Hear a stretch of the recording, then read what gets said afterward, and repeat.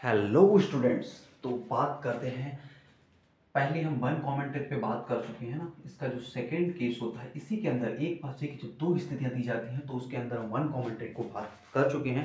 अब हम दूसरी हमारी ट्रिक है उससे बात करते हैं। क्या है?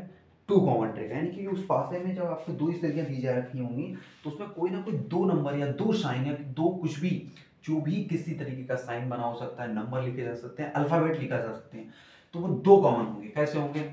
इसको मैं नाम देता हूं टू कॉमन। इसको क्या बोलेंगे? टू कॉमन ट्रिक हो गए। देखिए, डाइस एक बहुत ही इजी क्या है, इजी, बहुत ही इजी चैप्टर है। ठीक है, तो मैं डाइस बनाता हूं। हालांकि वैसे तो पूरी रीजनिंग ही क्या है, बहुत ही इजी है, बहुत इजी है क्या रीजनिंग भाई? देखिए, मैंने क्या लिखा है यहाँ पे, एक दो, दो एक, 5 6। अब यहाँ पे देख सकते हैं, आपको क्या दिखा, यहाँ पे 2, यहाँ पे 1, यहाँ पे, सॉरी, देखिए मैंने कहाँ पे गलती की, 2 1 2 1, ये वही पासा हो गया, यानी कि ये दूसरा एंगल नहीं है। अगर मैं ऐसा कर दूंगा तो मुझे यहाँ पे 6 लिखना पड़ेगा, लेकिन नहीं। ठीक है, तो यहाँ पे ये तो क्या हो गया, ये तो एक ही पासा हो गया ना। ये तो क्या हो गया, ये एक ही पासा हो गया भाई। यहाँ पे दो है, यहाँ पे एक, वन, यहाँ पे दो है, यहाँ पे एक है, यहाँ पे दो है, तो यहाँ पे भी 6 होना चाहिए ना। ये तो एक ही चीज हो गई। ठीक है, तो आपको क्या करना है, इस वाले केस में हमेशा क्या होता है, उसका उल्टी रोटेशन होता है। कैसी होती है? उल्टी रोटेशन होती है, कि दो यहाँ पे आएगा, वन यहाँ पे आएगा, तब हम यहाँ पे गुना कर सकते। ठीक है, तभी वो क्वेश्चन सही होगा। अदरवाइज वो, वरना वो वही एंगल हो जाएगा, उसी एंगल से ही उस टाइप को देख पा रहे हैं।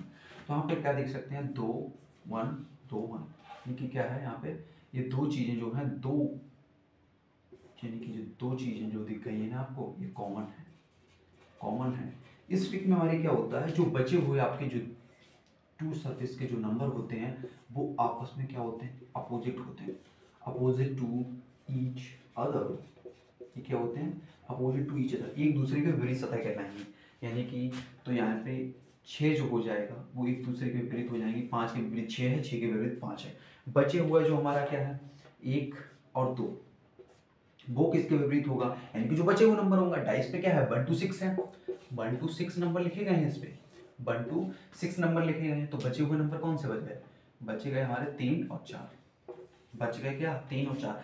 अब अगर यहाँ से भी कोई क्वेश्चन आता है, तो हमारा ऑप्शन डिपेंडेंट हो जाएगा, कि वो ये भी कह देगा कि भाई ए के विपरीत क्या है, भाई ए के विपरीत 3, कोई 3 भी हो सकता है, 4 भी हो सकता है। इसमें हमको ऐसा क्लियर नहीं, इसके बारे में हम तभी कुछ बता पाएंगे। देखिए, टू कॉमन ट्रिक में एक बहुत ही कॉमन है, कि हम सिर्फ एक सरफेस के ही उल्टा बता सकते हैं कि उसकी दूसरी अपोजिट कौन सी है। हम अदर सरफेस के बारे में कह ही नहीं सकते कि इसके विपरीत ये होगा, कैसे कह सकते हैं। लेकिन वन कॉमन ट्रिक में क्या था, वन कॉमन ट्रिक में हम सारी सरफेस का उल्टा पता कर पा रहे थे, कि सारी सरफेस के उल्टी कौन सी सरफेस है।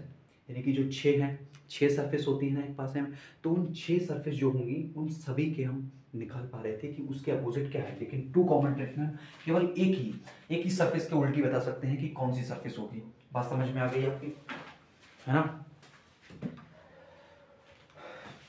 तो इस पे एक क्वेश्चन करते हैं, आप यहाँ पर नोट कीजिएगा।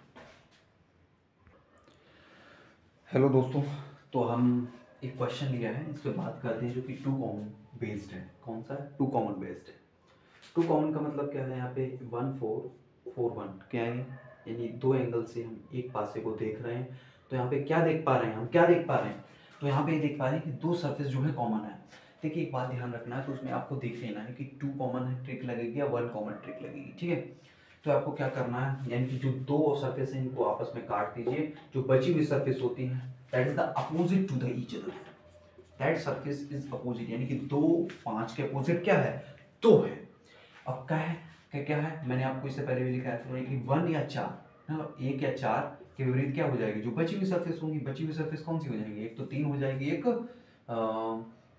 6 हो जाएगी ना, 3 और 6।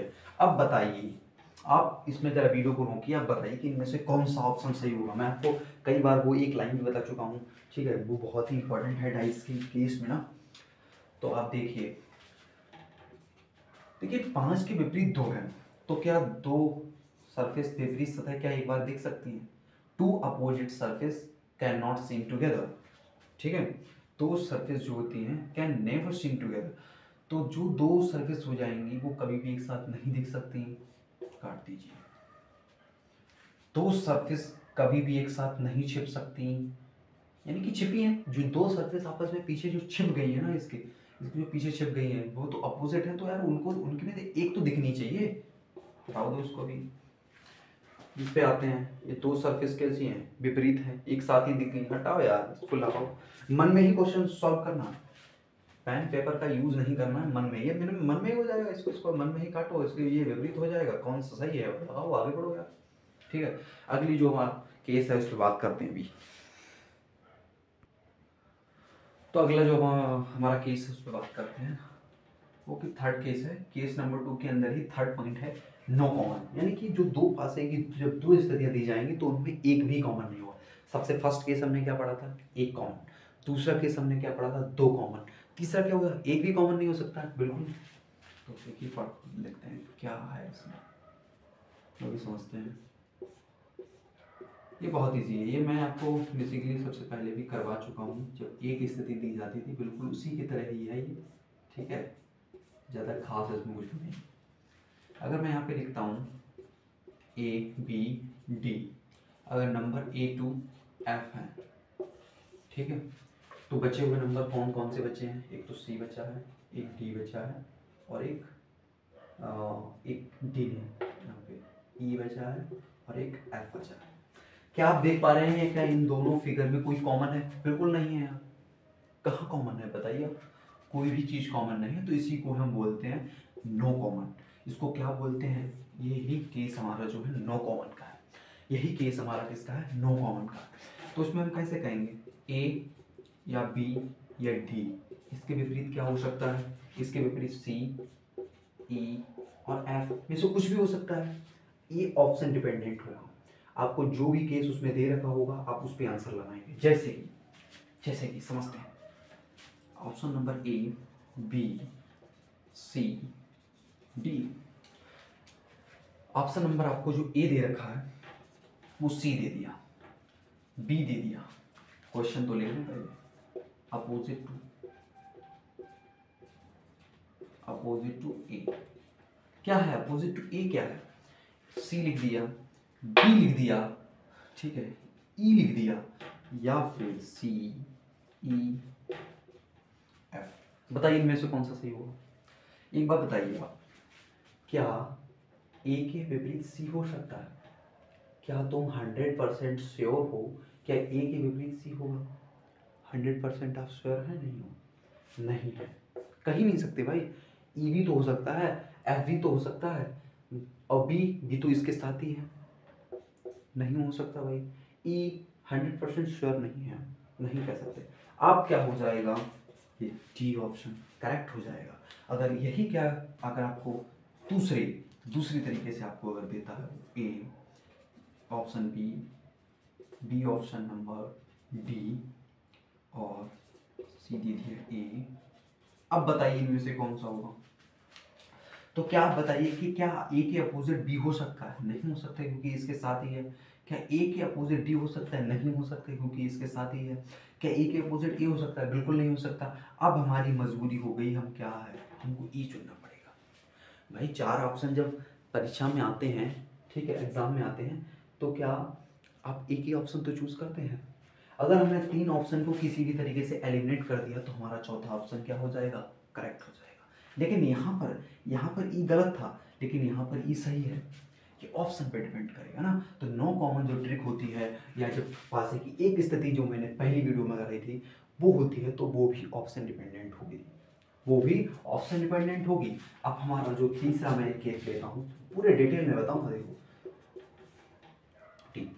सबसे पहला मैंने दे दिया ई, ठीक है, पहला, और अपोजिट टू ए क्वेश्चन वही है, बी नंबर ही है, कैन नॉट डिटरमाइंड, कह नहीं सकते भाई, ठीक है।